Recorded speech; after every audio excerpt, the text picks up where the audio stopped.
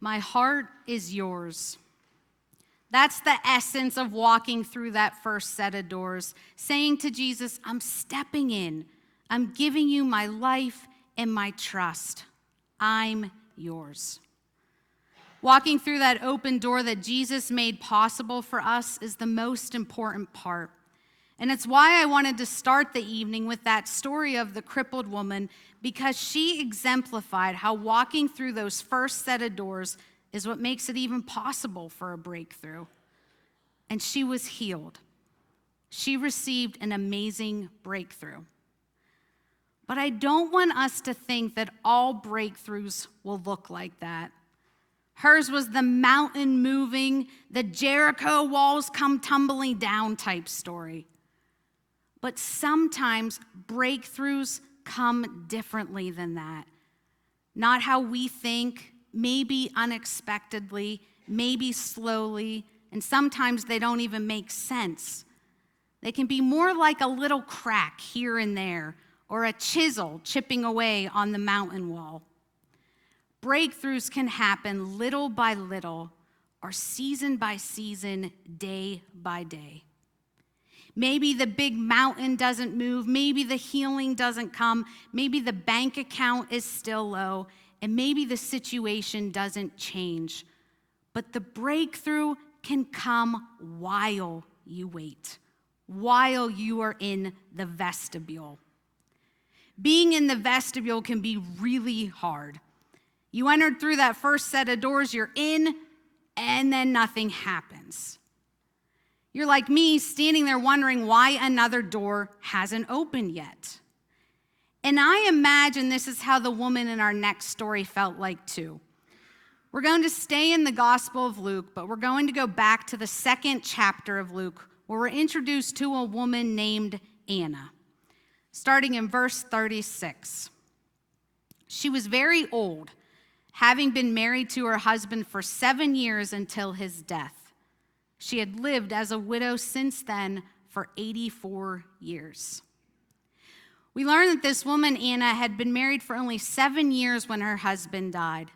And at the time of this story, she had been a widow for 84 years. And I imagine 1 year, or really 1 day, is hard to be a widow, let alone 84 years. Especially being a widow in ancient times, because not only did the woman have to suffer the loss of a husband, but she also lost provision and protection, something nearly impossible then for a woman to achieve on her own, especially if she didn't remarry. And if that weren't enough, as a widow, you were looked down upon, being grouped among the vulnerable members of the society, like the fatherless, the foreigners, and the poor. And so instead of receiving compassion, you were more likely to receive condemnation. And this was Anna's situation, and she has dealt with it for 84 years. And we know she stepped through that first set of doors. We know because she was a believer of God. But just because she went through those doors, just because she believed, did not mean that a breakthrough would be immediate. And I think it can be like that for us too. We step in and yet we still wait for breakthroughs. Or we receive one breakthrough and then it feels like there's another wall in front of us and we need a breakthrough yet again. It's the vestibule of waiting. We find ourselves there a lot. Anna was there. I know I've been there. And I'm not talking about the time that I was in the hospital and just in the vestibule waiting for the security guard to let me in. In fact, since last year's Rekindle, last May, to this Rekindle's event, I was in the vestibule, and it was not easy or fun. Over the summer, I'd been having some new health issues, and so doctors wanted to run some tests. And it was a Sunday morning when I received a call. My husband is a senior pastor of 2 churches, and I was walking out of my husband's first church service when the phone rang. And I remember thinking, why on earth would a doctor be calling me on a Sunday morning? This can't be good. And it wasn't good. They found a tumor in my uterus that was growing at an extremely aggressive rate. Tumors in the uterus are commonly benign, but my doctor was concerned because of how quickly and excessively mine was growing. So he threw out a name of what this could be: leiomyosarcoma, cancer. Not something you want to hear, and not something you want to have. And the prognosis and survival rate for this specific cancer was horrible. A few years to live, if that. And we knew that because my tumor was so large and growing so fast, that my chances would be even worse. And months before this call, I knew something was happening in my body. Things weren't right. It was like I could feel something growing inside of me. So all of this made sense to me. Someone just finally put a name to it. And I was sure that was what it was. And after I hung up the phone with the doctor, I felt like life was being sucked out of me. Literally, because it felt like every second was now precious, that I had so little left of seconds to even breathe and be alive. My son and husband were in the car, and I knew I had to keep functioning, keep breathing. I needed to go to the next church service. Chris needed to preach a sermon, and I couldn't lay all of this on him right then. I needed to enter that church building, smile, say hi, and when people asked, "How are you?" I would say, "I'm good, and how are you?" Meanwhile, I knew I wasn't good. I was ready to die inside. Or maybe I felt like that because I truly was dying inside. And I had a few minutes until the service started, so I stayed in the car by myself, and I called my dad, who I knew would be available right then to answer the phone. I needed to just tell someone. And as soon as I heard my dad answer the phone, I just started crying. I managed to get out most of it, and I knew my dad would tell me exactly what I needed to hear. He focused not on what it might be, but on what it might not be. He said things like, "We don't know for sure. We'll take everything as it comes, and our family will handle this like we do everything else, with faith." And because of that conversation, I was able to go inside and sit by my son and smile at him, and listen to my husband's sermon and be proud of him, and talk to other people and ask about them. And I did that on Sunday, and then Monday, and Tuesday, and Wednesday, and Thursday. And it wasn't until Friday that I was finally able to be by myself. And I had not cried since that time I talked to my dad. And now I had the house to myself, and I knew exactly how I was going to spend it, crying to the Lord. Because things were still unknown, I hadn't really shared my fears or thoughts to my family because I didn't want them to worry, but I knew how I felt inside. And I wasn't thinking positively. In fact, I was positive that I had this deadly cancer. I was positive that I had only a couple of years to live. And I needed Jesus so badly. I first spent my time begging him. Begging him to let me raise my son, to still be a wife to my husband, to still do ministry for the Lord. And on I begged him and pleading with him for a long time. And after that, I put worship music on, and I just laid on the floor so exhausted and drained. And as I laid there, a song came on called "Here Again." And this song started saying, "Can't go back to the beginning. Can't control what tomorrow will bring." And I knew I couldn't go back to before I was told this. This was the situation. And I couldn't control what tomorrow would bring, what the outcome of all of this would be.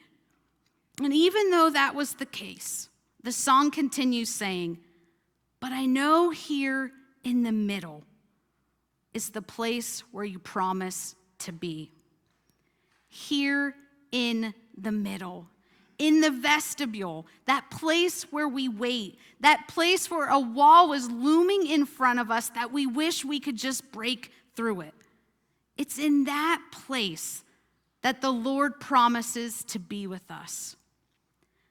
I'm not enough unless you come. Will you meet me here again? Because all I want is all you are.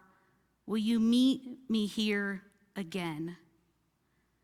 And as I listened, I prayed for God to meet me in this place again, in this vestibule that I've met him so many times before with so many other situations in my life. I prayed for him to come here again because all I wanted and all I needed was him. And so I got off the ground and I stood to my feet and I raised my hands as high as I could, tears pouring down my face and sobs shaking my body, but I sang the chorus as loud as I could. Not for a minute was I forsaken. The Lord is in this place. The Lord is in this place. And as I sang and I cried, I knew that I was not forsaken, not even for a minute, that he was with me right in the middle of that space, right in that place of pain, right in those unknowns and the fear and the waiting. He was in that place with me. And it made all of the difference. Because even though I didn't know if my circumstance would change, my focus began to change.